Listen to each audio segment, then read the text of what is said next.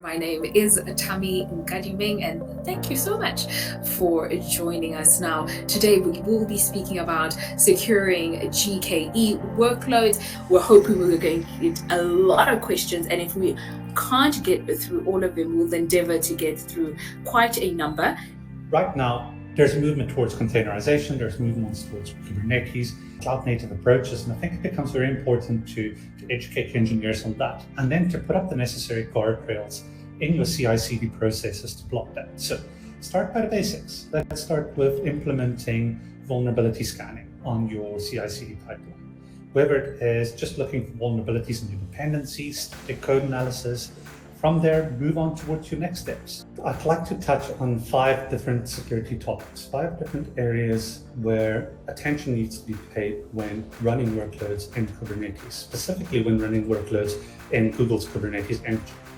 The first one being your infrastructure security.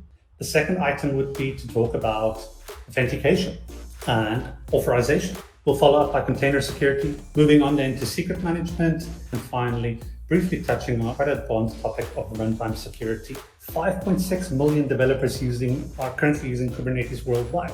That's approximately 51% of the backend engineers, backend developers. So just showing you what a vital and cornerstone technology Kubernetes is becoming in the technology landscape.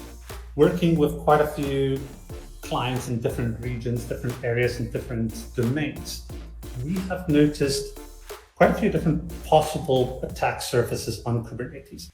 Having continuous post-deployment monitoring, that is super, super important. What does your day 2 ops look like?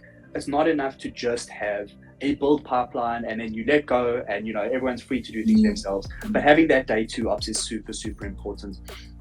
And having a data access policy based on your jobs verification status. So who can access things? What does your data access policy look like? We talk a lot about zero trust, principle of least privilege, making sure that this is all done in the most secure way possible. So what is binary authorization and where does it fit in? One of the great things about Kubernetes is that it runs Docker containers, which once they're built are immutable. So ensuring that what you build and what you put into production is secure is a great way of ensuring some security. And this is really about shifting left. How do you take the security part of your build pipeline and get it done earlier? So having the computers do the hard work for us upfront, testing the binaries, making sure that they're safe to deploy into production, and having this process done automatically for us, it relieves the software engineers and your DevOps engineers from doing manual work to doing automated work. When you move into a real production environment, I would strongly encourage you to use these security insights to your benefit. I want to take this time to say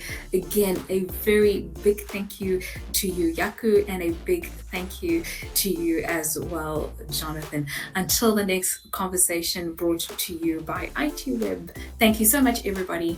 Have a good day.